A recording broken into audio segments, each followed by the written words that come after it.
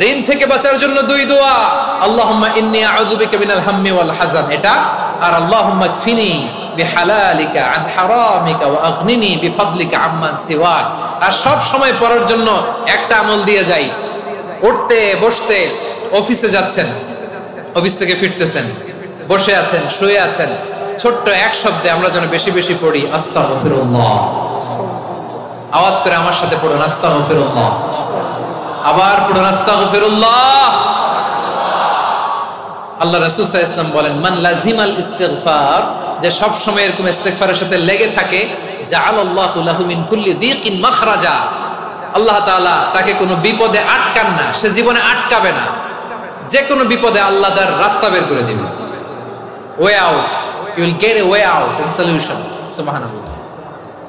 ওয়া মিন কুল্লি হাম্মিন ফারাজা, দুশ্চিন্তা। বিশ্বনবী বলেন, এই দুর্ঘটনা দেখে কেউ যদি এই দোয়াটা পড়ে, তার জীবনে সে কোনোদিন এরকম অ্যাক্সিডেন্টের সম্মুখীন হবে না।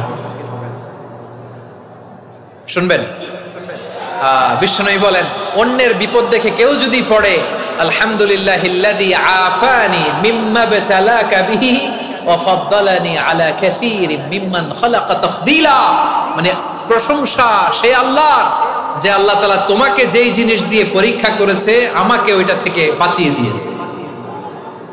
তোমাকে আল্লাহ যেই বিপদে ফেলেছে, আমাকে ওই বিপদ থেকে তিনি মুক্ত রেখেছে, আর তার অনেক সৃষ্টির উপর আমাকে তিনি প্রাধান্য দিয়েছে। সুবহানাল্লাহ পড়েন। যে কোনো বিপদ, কারো ক্যান্সার দেখে যদি এই দোয়াটা আপনি বিশ্বাসের সাথে পড়েন, জীবনে কোনোদিন ক্যান্সার রোগে আক্রান্ত হবেন না। দুর্ঘটনা দেখে যদি পড়েন, ওই দুর্ঘটনা আপনাকে স্পর্শ করবে না। যে কোনো কারো বিপদ দেখে যদি কোনো বিশ্বাসী বান্দা এই দোয়া পড়ে, বিশ্বনবী বলেন, লাম ইউসিবহু যালিকাল বালা, ওই বিপদ তাকে আর ধরবে না।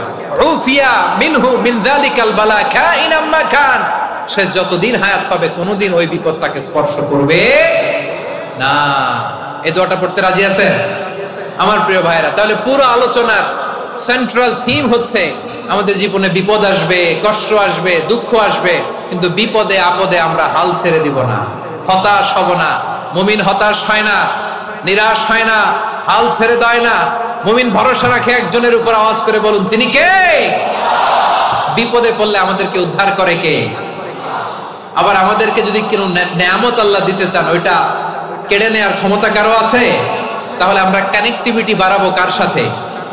আমাদের প্রার্থনার ফরিয়াদের হাত তুলবো কার কাছে? রাজি আছেন?